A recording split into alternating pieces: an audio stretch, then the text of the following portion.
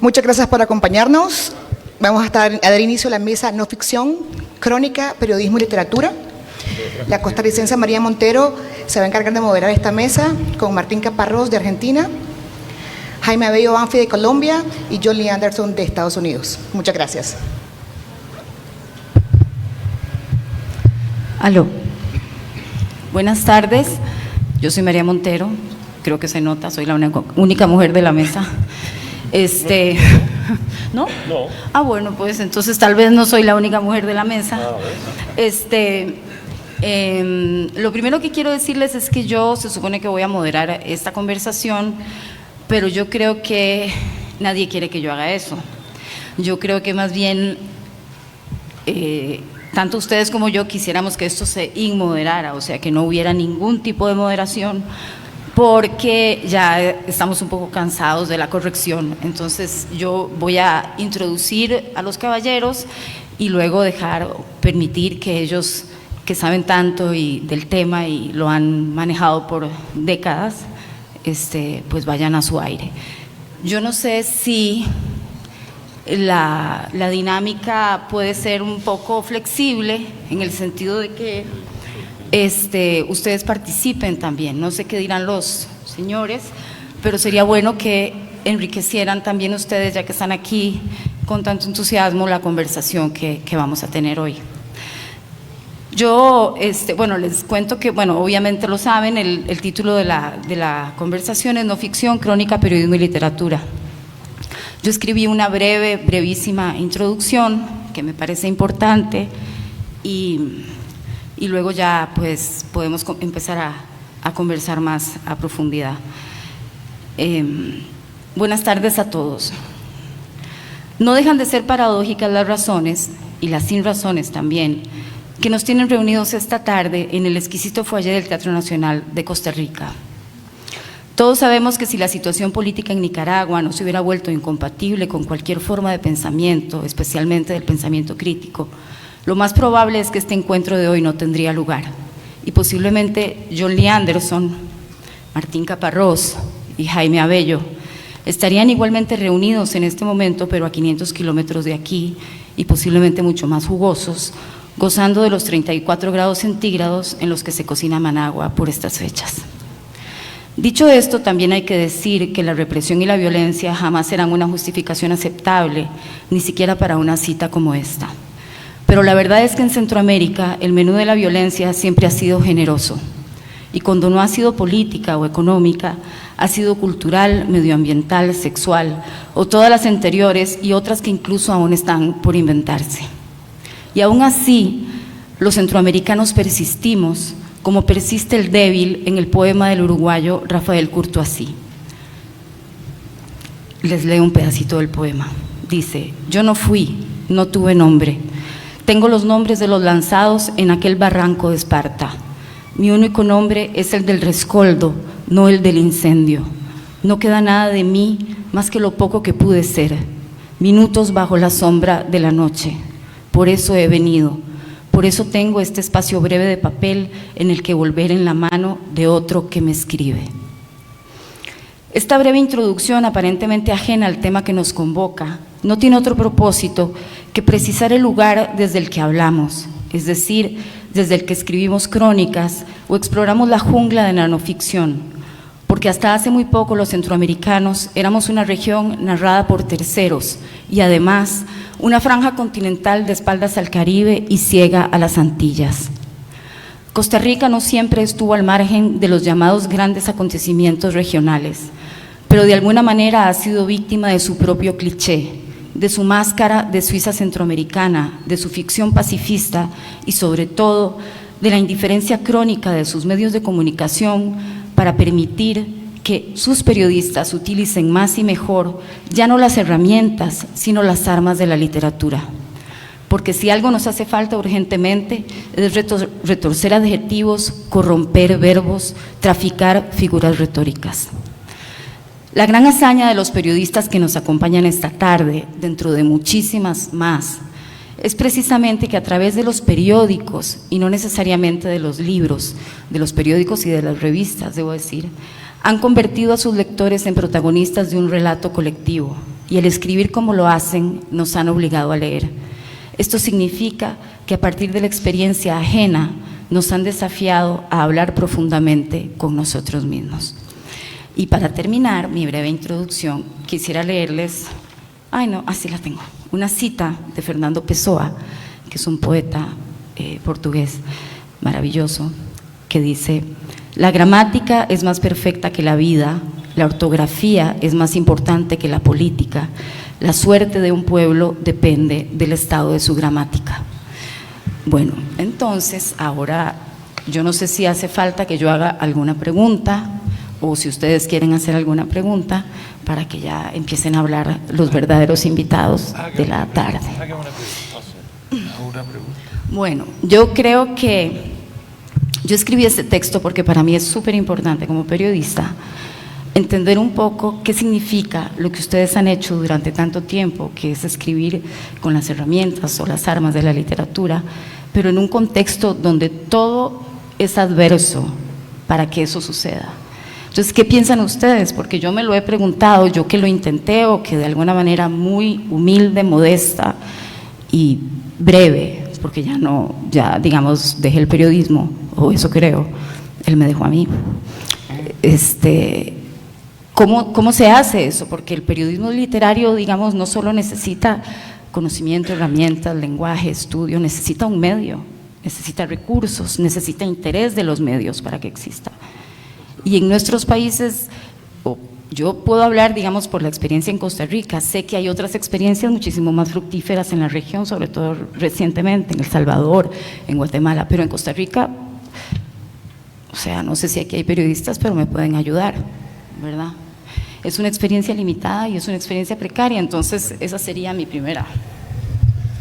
Hola, buenas tardes. Estoy muy contento de que Jaime haya recuperado su musa, Jaime Abello, que estaba muy preocupado porque había una musa perdida, no sé, creo que es esa, ¿no? Sí, eso es importante. Nadie debería ser desprovisto de su musa. Y para empezar con las diversas musas, yo empezaría simplemente por decir que tú claramente has usado armas de la literatura al presentarnos, sin que pareciera nada. Por ejemplo, a mí me has denostado 3 veces fuertemente, me has llamado hombre, que es el peor insulto que últimamente se puede hacer a alguien, me has llamado viejo, hablando de las décadas que hace que hago estas cosas, y para rematar me has llamado argentino. Imagínate. Todo eso, no sé si son verdad las 3, ninguna está probada. Por eso digo que es literatura. Si fuera periodismo, no lo podrías hacer de esa manera, digamos, con cierta liviandad y oblicuidad, por usar una palabra complicada. Y hiciste algo parecido, o algo del mismo orden, yo diría, cuando empezaste diciendo que estaríamos las cosas que nos tienen reunidos esta tarde, ¿no? No es tarde. Sí, dijiste por ahí, qué sé yo. Las razones que nos tienen reunidos esta tarde, ¿sí? Cosa que me pareció súper interesante, porque cuando escribiste esto no estábamos reunidos esta tarde, estabas tú sola frente a un computador en algún lado.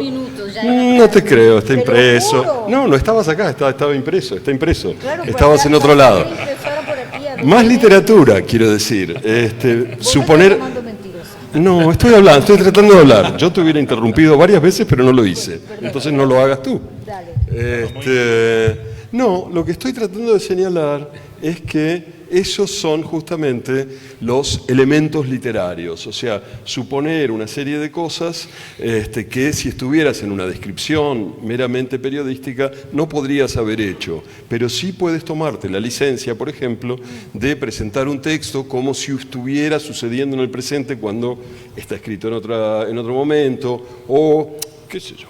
Esto que decía como en chiste, hablar de las décadas, hablar de insistir con los hombres, o los señores, o los caballeros, son todas marcas literarias que hacen la diferencia. Y yo creo que de eso se trata, de encontrar la manera de ir contrabandeando o de ir sutilmente haciendo entrar una serie de factores que vayan un poco más allá de la mera descripción, de la mera constatación notarial de ciertos hechos, que es lo que se supone que el periodismo más básico realizaría. No sé si mis amigos están de acuerdo. O si les interesa, porque Bueno, también yo voy a hablar, muy fácilmente bueno, pueden aquí- interesarles. Aquí los cronistas y los maestros de la crónica son John Lee y Martín.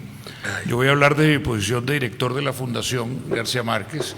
Llevamos casi 20 años trabajando, o sea, vamos acumulando también la edad y la experiencia. Y yo me parece muy buena manera de entrarle al tema, preguntarnos qué se necesita para que las fuerzas de la creatividad periodística en un país como Costa Rica o como Nicaragua, como cualquiera de Centroamérica, se desaten hacia una producción más constante y más sostenible. Lo primero que quiero decirles es que un radar que nos sirve un poco para acercarnos a una manera de contestar es el premio Gabriel García Márquez de Periodismo. Y el premio Gabriel García Márquez de Periodismo, que está abierto en este momento, por cierto, hasta el 23 de mayo en su versión de este año, y que culmina luego, después de un proceso de selección muy complejo y muy cuidadoso, en el festival que hacemos en Medellín en octubre, nos muestra que hay una vitalidad de la crónica en Centroamérica.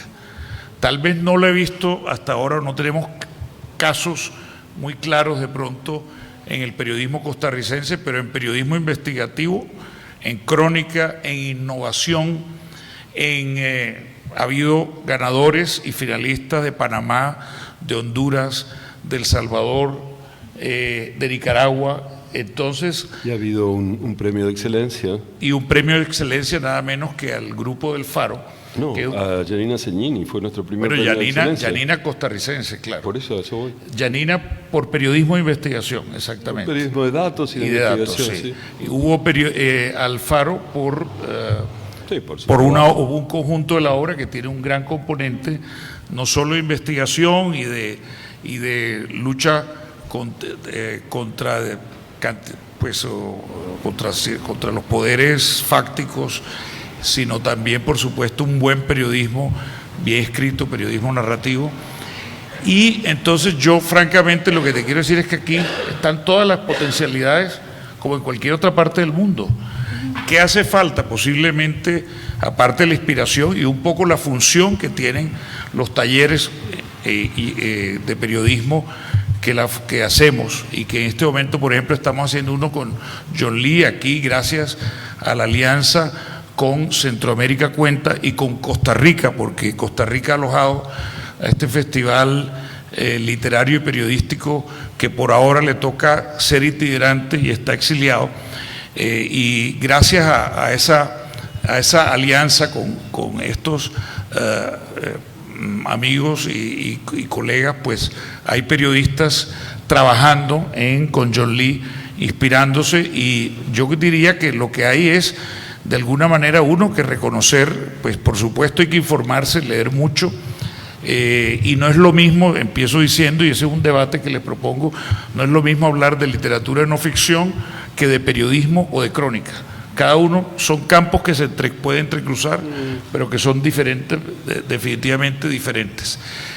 Me parece que la vocación, por supuesto, es importante, García Márquez lo dijo, es parte de lo que planteó, de las ganas, y yo diría que si hay algo que puede explicar que Martín y John Lee sigan recorriendo el mundo y contándonos historias, como Martín lo ha hecho recientemente con esta serie de ciudades latinoamericanas que ha publicado en el país, o John Lee entrándose a los países donde hay más tensión política de América Latina en este momento, como el trabajo que hizo el New Yorker recientemente en Brasil, lo que ha hecho en México, lo que va a hacer próximamente seguramente en Venezuela, porque está trabajándole al tema y nos lo contaba hoy. Pues yo creo que se necesitan esas ganas, esa decisión de seguir y esa, por supuesto, cada uno de ellos, yo creo que como nunca, no se necesita necesariamente que los medios te lo garanticen o te den el espacio. Por ejemplo, yo sé que Martín le hizo la propuesta al país, no fue el país el que le hizo la propuesta a Martín. En el caso de John Lee, por ejemplo, la situación es distinta porque él pertenece a un medio clásico de este tipo de periodismo que es el New Yorker, y bueno, el New Yorker se da el lujo de invertir en tener escritores de staff y reporteros que están por el mundo haciendo estos trabajos, pero en general lo que se necesita es muchas ganas de hacerlo, mucha decisión, y nosotros estamos viendo en América Latina y no solo en Centroamérica que hay muchos de estos casos, que hay muchos trabajos interesantes, que hay mucha gente joven surgiendo. La invitación sería a seguir apostándole, y además la otra ventaja que hay es que por un lado el tema de los libros periodísticos, los libros de literatura y no ficción encuentran cuotas de mercado cada vez más importantes, se están recibiendo con más interés por parte de las editoriales.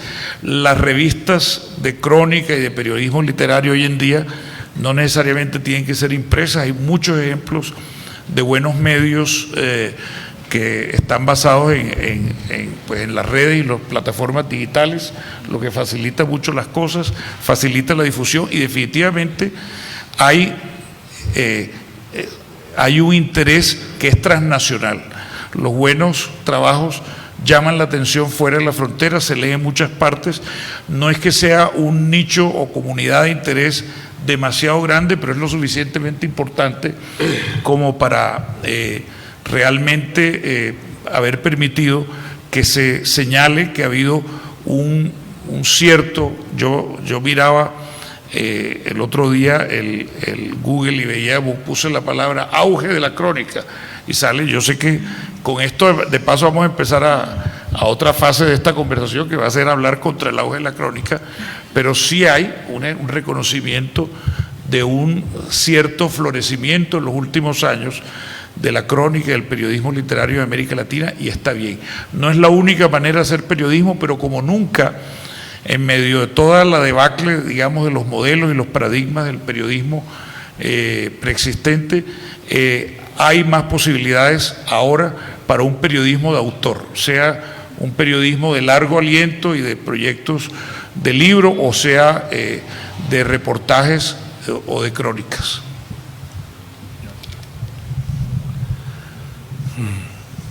Me quedó el haiku. A ver. Mira, no sé. Algo que decías al principio de cuando planteaste la pregunta, ¿no? ¿Cómo hacen ustedes hacer lo que hacen en condiciones adversas, ¿no? Condiciones adversas siendo, digamos, el nudo del asunto, ¿no? Condiciones adversas en el sentido de que Centroamérica es un istmo desdichado, es un lugar de la negligencia mundial, es un lugar de la rezaga, ¿no? de la resaca y de donde nadie presta atención.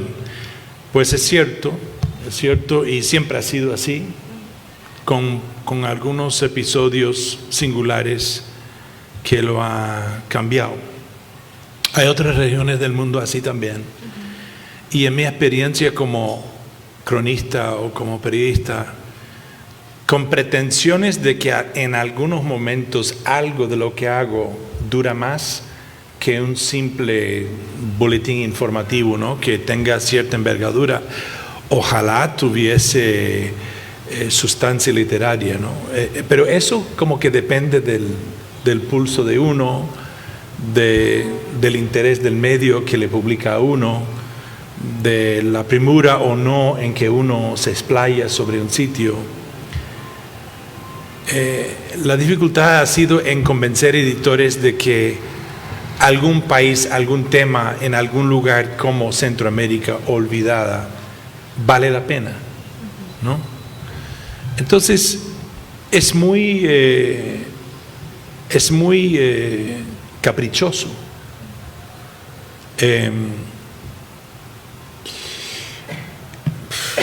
Porque, claro, cada medio considera que uno funge tal propósito, ¿no? En la época de las guerras en el Medio Oriente, difícilmente podía convencer a los editores míos de que Centroamérica o una historia en América Latina valía la pena.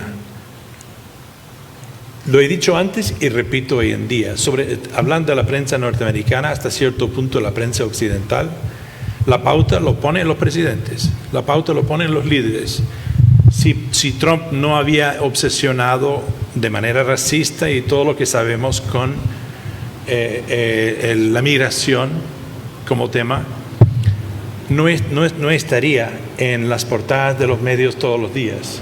Ya los grandes medios han destacado periodistas a la frontera, jamás antes. Nunca era tema. Ni lo era hasta que él abrió la boca en junio del 2015. En el abanico de prioridades noticiosas de la región, de hemisferio, era, yo diría que entre 5 y 10. No era en los primeros 5. Venezuela es candente por lo mismo, o sea, porque empieza sí, por un lado es por el éxodo de venezolanos, pero por otro lado porque la potencia ha empezado a hacer sonidos bélicos. Entonces, y los editores de turno de los grandes medios tienden a señalar, o sea, a apuntarse y entonces a sus redacciones a donde se ha señalado la Casa Blanca o el Élysée o Number 10 Downing Street o lo que sea, donde está, digamos, el tema de seguridad internacional o nacional del momento.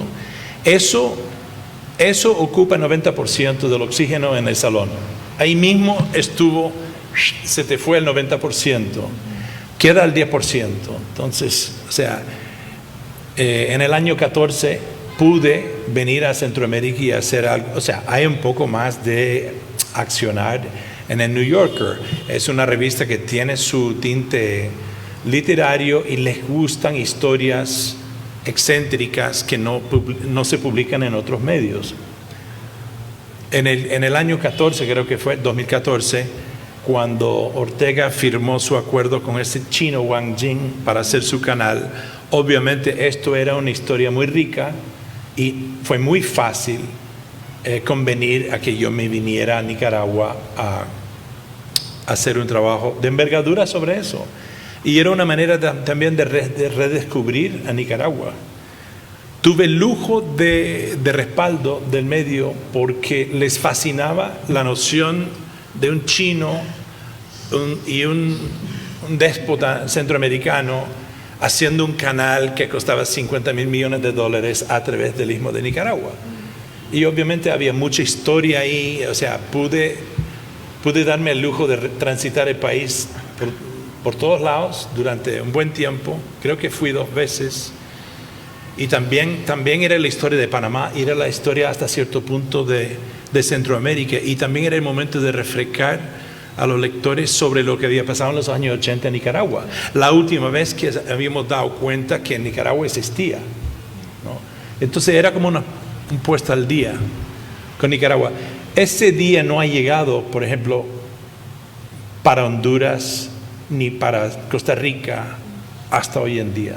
Ese día en que un editorial fuerte de Europa o Estados Unidos dice: anda a Costa Rica, tráenos, explícanos qué es eso, ¿no?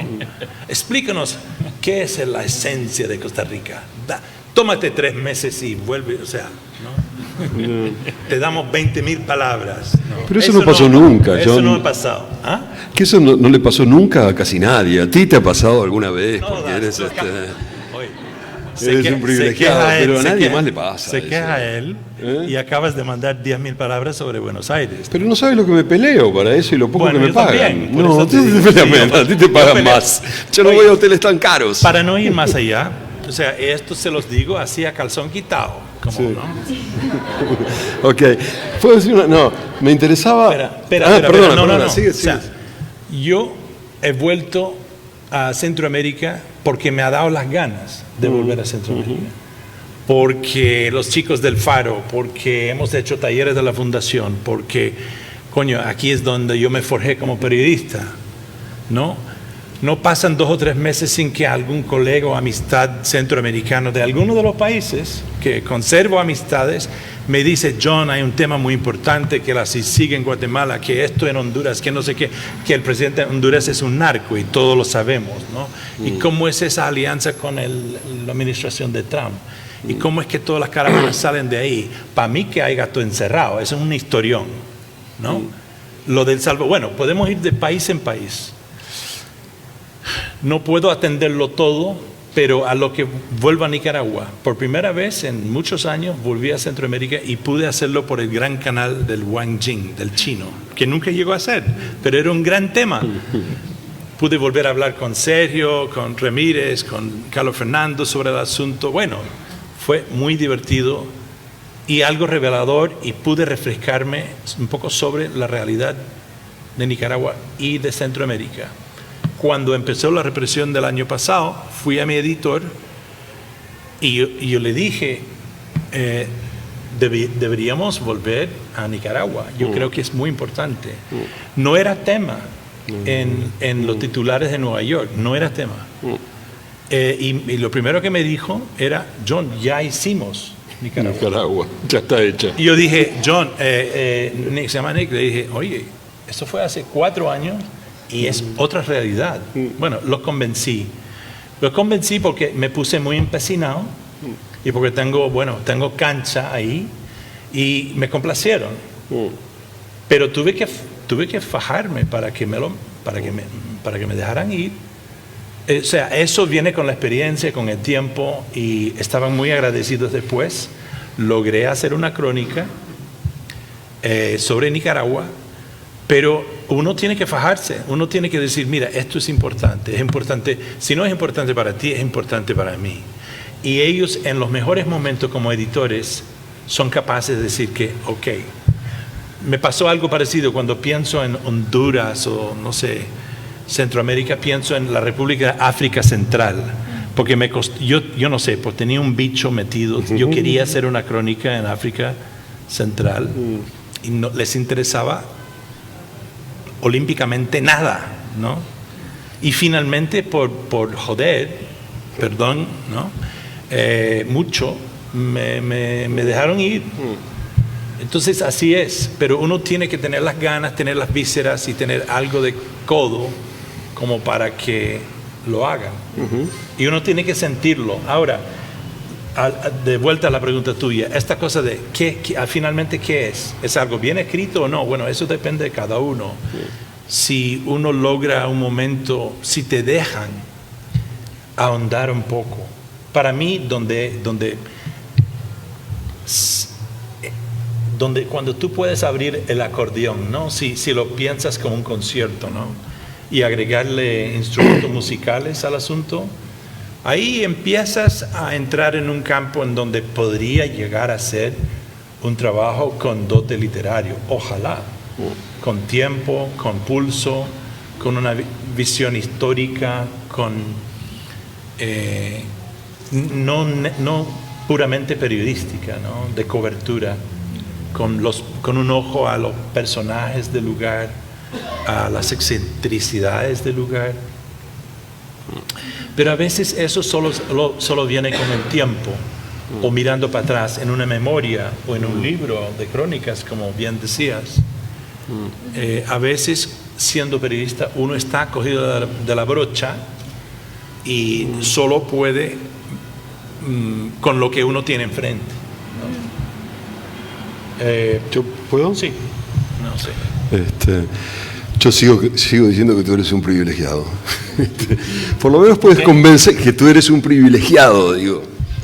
Por lo menos puedes convencer a un editor.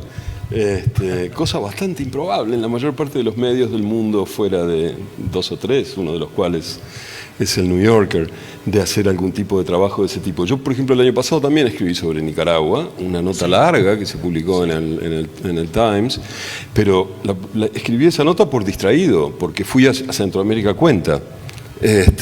Y una vez que estaba ahí me di cuenta de que Centroamérica Cuenta ese año no se iba a contar O sea, el año pasado yo estuve en Managua porque tenía previsto el viaje, porque iba a participar de esta mesa, supongo, en la que estoy participando ahora.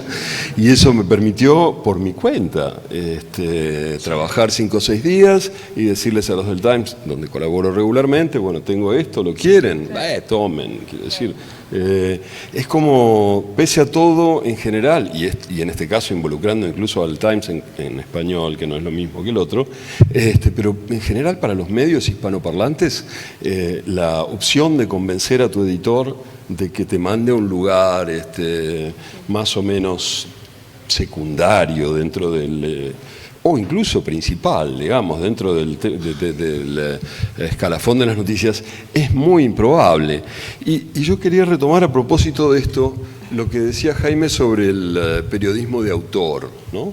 Que me parece que en la mayor parte de nuestros países, digamos, hay cada vez más periodismo de autor por una especie de Big Bang que ha sufrido el periodismo en general, los medios en general, en los últimos 20 años, digamos, como efecto de los grandes cambios técnicos de los últimos, de ese último periodo, ¿no? Hasta hace, digamos, 20 años, es una medida totalmente arbitraria, hasta hace 20 años la mayor parte de los buenos periodistas estaban concentrados en unos pocos medios en cada país, y esos medios los contenían, a veces los qué sé yo, censuraban, complicaban, constreñían, otras veces también, por supuesto, les daban espacio para trabajar y para contar ciertas cosas, pero estaban como muy incluidos, digamos, muy estructuradamente integrados dentro de esos grandes medios.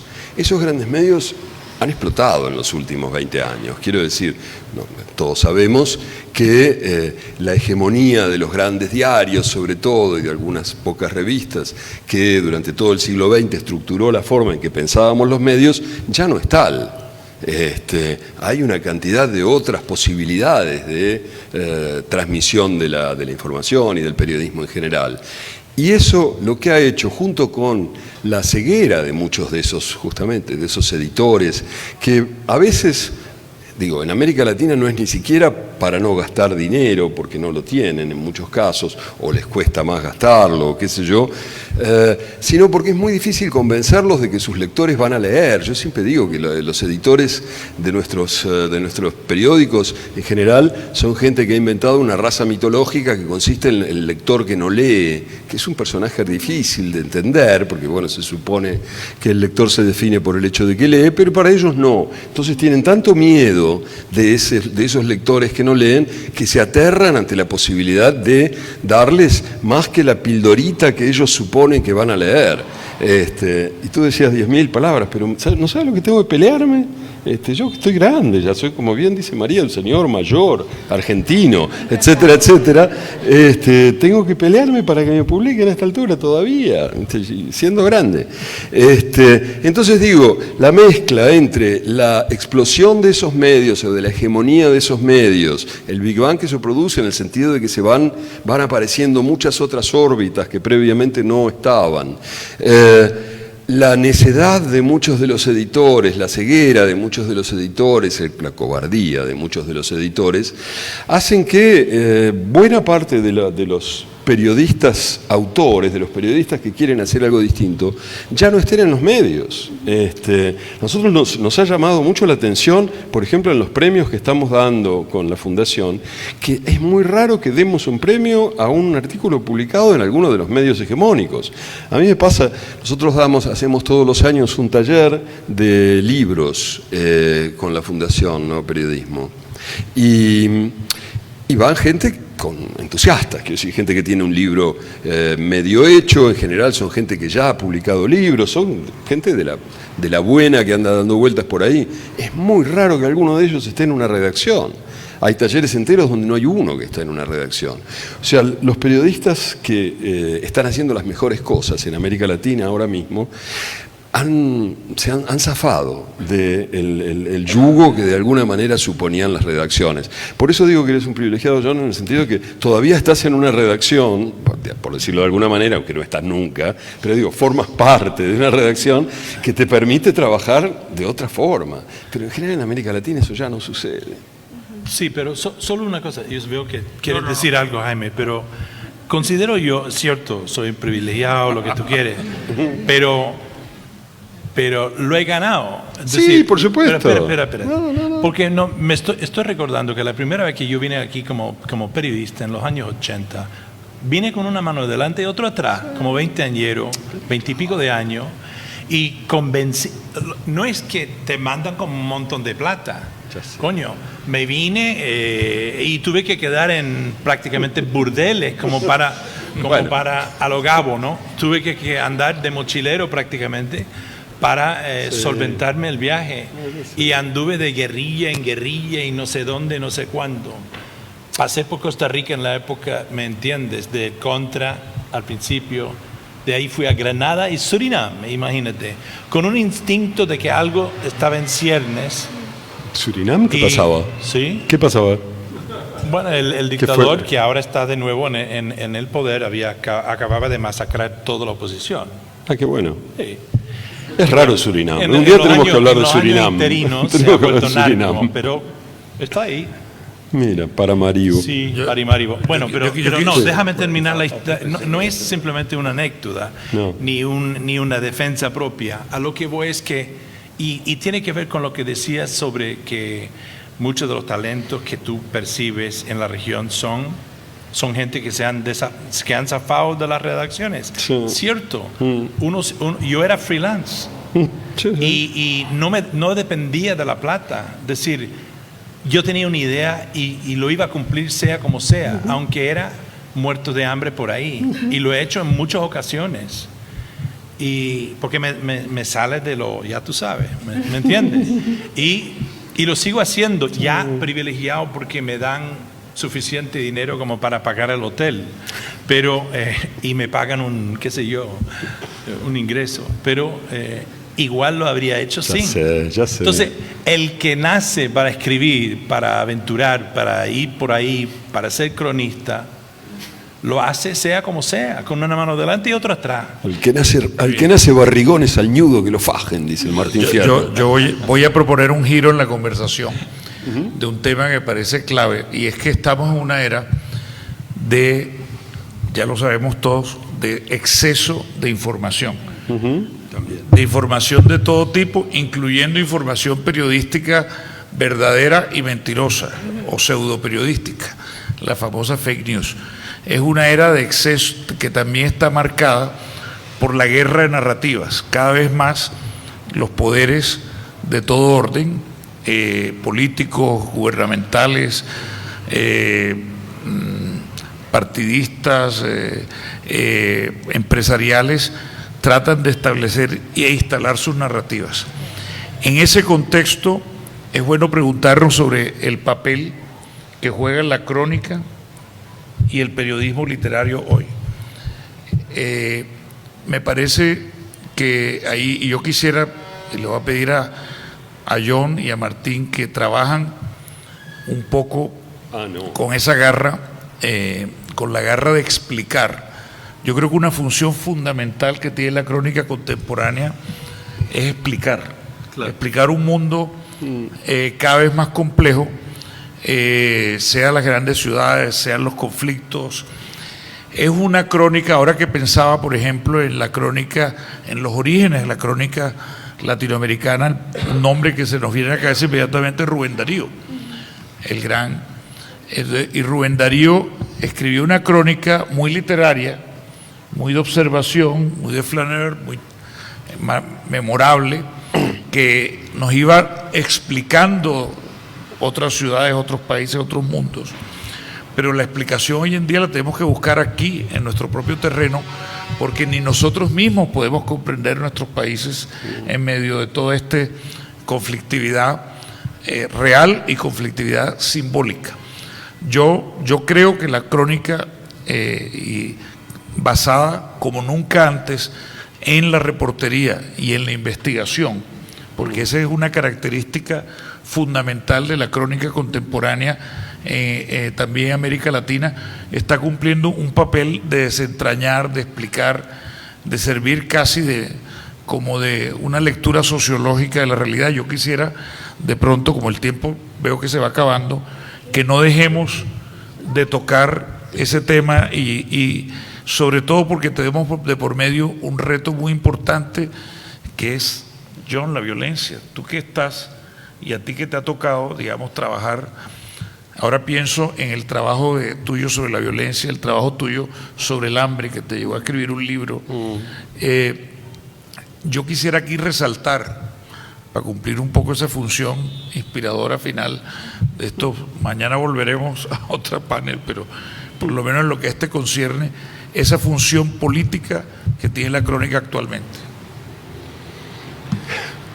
Bueno, mira, dejamos espacio para algunas preguntas del público, ¿no? Sí. En breve, yo creo que es fundamental, Jaime, apoyo totalmente la observación porque efectivamente vivimos en un torbellino de noticias, estamos inundados en noticias, sin embargo, sabemos menos cada vez, ¿no? Es más, ya nos damos cuenta que sectores de la ciudadanía en todos los países se han vuelto inclusive más ignorantes, hasta aferrados de la no realidad, que es lo más inverosímil que se puede imaginar. ¿Quién lo hubiera pensado hace 10 años que ante el diluvio de información habría gente creyendo otra vez en la tierra plana, ¿no?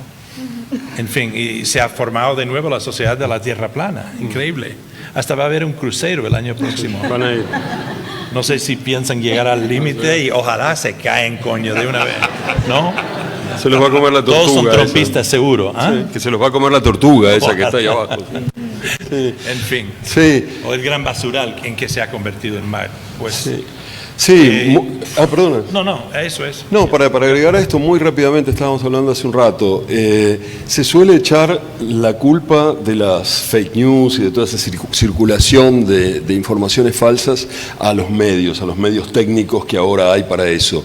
Pero esos mismos medios técnicos a través de los cuales se circula todas estas falsas informaciones, son los que te permiten chequearlas, contrastarlas y desmentirlas. El problema es que para eso hay que querer, hay que tener ganas y hay que tener una base de cierta educación que te permita pensar la necesidad y ponerla en práctica. Y eso es lo que falla básicamente, que hay una como dejación de cualquier responsabilidad de educar que se supone que tenían nuestras sociedades, y eso es de eso se aprovechan, digamos. Esa es la razón de que las fake news y demás puedan funcionar. No que haya más redes sociales o que haya más acceso generalizado al discurso y a la información, porque con ese mismo acceso generalizado se pueden desmentir, como decía, y desarmar todas esas fake news. Pero de todas maneras, frente a esa proliferación de circulación, a esa proliferación de informaciones que dan vueltas por ahí, retomo lo que decía Jaime también, que es me parece que la función de una buena crónica es llevar adelante los dos intentos que a mí me gusta que el periodismo ponga en práctica ahora, que es lo cual es bueno, pero también yo encuentro algunas cosas que creo que son incompatibles. Muy bien. Los vicios. Tú, Martín. Bueno. Parece que el más autorizado para hablar de vicios soy yo. Gracias, Jaime. Todos te miramos. Sí, qué bárbaro. Pero sí, se creen que me conocen. No, lo que pasa es que Martín fue jurado del premio Gabo en El premio Vicio. El del Vicios, último, soy figurado del premio. el año pasado tuvimos unos buenos debates sobre los vicios de la crónica en esa última reunión de jurados de la categoría de texto. Entonces, digo, No, a ver, para citar uno solo rápido, el primero que citaría es esto de esa gente que confunde escribir en primera persona con escribir sobre la primera persona. Hace 4 o 5 días vi un ejemplo inmejorable que me copié para poder darlo cuando correspondiera, no lo tengo acá, pero es una nota de John Carlin sobre la asunción de Mandela en Sudáfrica, donde decía literalmente, había párrafos enteros que decían, yo estaba ahí, no podía creer mi suerte de estar a solo 30 metros en ese momento histórico en que Mandela, y a mí qué me importa que estuvieras ahí, quiero decir, si importa para que cuentes cosas que otros no habrían podido contar, entonces ponlo de manifiesto contando esas cosas. Pero ponerse así por delante y decir yo estaba ahí, es yo creo uno de los errores más necios que un cronista puede cometer. Muy bien, lamentablemente... Perdón. Él también tiene vicios. Ya me han cortado hasta el sonido. Vaya, se han vuelto muy anglosajones acá. Sería tanto turismo que hay, gringo. Oye, yo creo que, no sé, en los trabajos que uno recibe de gente intentando hacer crónicas, o sea, explayándose más allá de quizás de lo acostumbrado, veo mucha utilización de diálogo, un poco a la nada, ¿me entiendes? Es decir, mucho diálogo para crear longitud en una pieza que sin edición. Yo creo que es algo muy común, sobre todo en la crónica latinoamericana, que es lo que más leo, ¿no? Y hay que hacer un trabajo en eso, ¿no? De la utilización del diálogo como algo que lleva adelante, debería llevar adelante el trama, ¿no? Debería tener una función y no simplemente estar ahí porque pues tal persona hubo ese intercambio, ¿no? Eso, edición. Y lo diría que yo, sí. Para cerrar tal vez un punto que hemos hablado, Martín, que pusimos sobre debate el año pasado, es que estamos detectando un apego a modelos, a ciertos modelos que muchos que vienen de la tradición norteamericana del gran reportaje, el periodismo narrativo, y se sentía, es decir, los ganadores, en el caso del premio Gabo, son trabajos excelentes, pero hubo muchos trabajos, me acuerdo el debate era de la falta de frescura que se podía de pronto detectar. Sí, habíamos encontrado, bueno, para poner nombres a las cosas, por ejemplo, había como 3 o 4 notas de Piauí, que es una excelente revista brasilera, que parecían todas como subnotas del New Yorker. O sea, estaban armadas con el mismo formato exactamente. Y decías, ¿para qué? Digo, piénsate de otras maneras. En cambio, ganó ese premio Joseph Zárate de Perú, con una nota sobre el petróleo y la resistencia en ciertos lugares de la selva, etcétera, etcétera. Que yo estaba de jurado ahí, yo decía, yo creo que esta nota, además de que era excelente, podría haber ganado solamente por un párrafo largo, que era simplemente una enumeración de todas las cosas que dependen del petróleo, todas las cosas que no existirían sin petróleo. Me cambió la forma en que veo la vida cotidianamente. Que sí, ¿qué más puede pedirle uno a un texto? Que te haga ver lo que tienes alrededor todo el tiempo de una manera en que no lo habías visto hasta ese momento. Yo creo que eso solo, haber encontrado ese recurso, ya valía el premio. En cambio, las otras, laboriosos artículos, re bien trabajados, con todas las fuentes, con todas las cosas, pero que no tenían un poco de algo, de garra, de ganas, ¿no? Perdón. Muchas gracias. ¿Ya se acabó? Creo que ya. Sí, disculpen que esté presionando tanto. En pocos minutos vamos a empezar con otro conversatorio aquí mismo y es por eso que tenemos que ir cerrando. Un fuerte aplauso para nuestra mesa.